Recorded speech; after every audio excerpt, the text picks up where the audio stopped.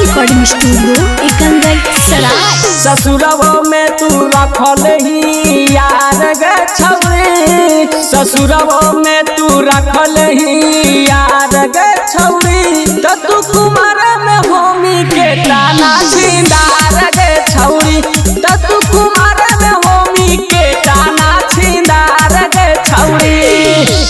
अभी जब इतना नजर मार गे छौरी, अभी जब इतना नजर मार गे छौरी, तो कुमार में तू होमी के ताछीदार गे छौरी, तो कुमार में तू होमी के ताछीदार गे छौरी।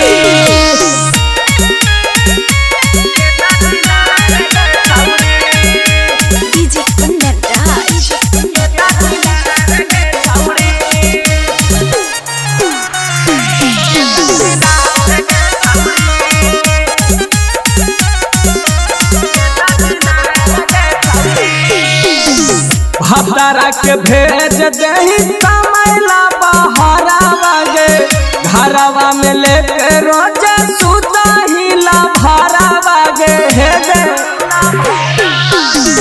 भतारा के भेज दही कमैला बहरा बागे, घरवा में लेके रोज सुता हिला भरा बागे।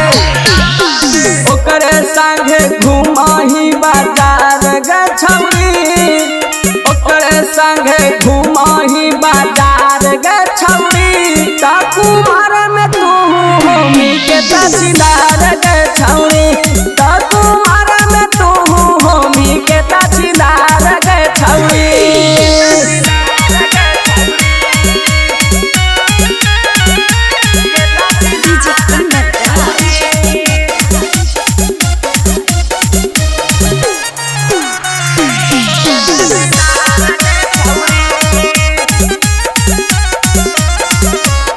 रिकॉर्डिंग स्टूडियो एकंगर सराय। सब तोरा छौरी हम जानही खेला गे, रोड पाके तोरा चलावा हाथ खेला गे।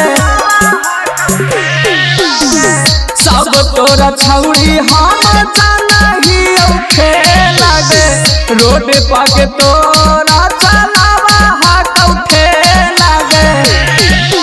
धर्मेंद्र के बनल ही जोगार गे छौरी, चंदन के तू बनल ही जोगार गे छौरी, तो कुमार में तू होमी के ताछीदार गे छौरी, तो कुमार में तू होमी के ताछीदार गे छौरी।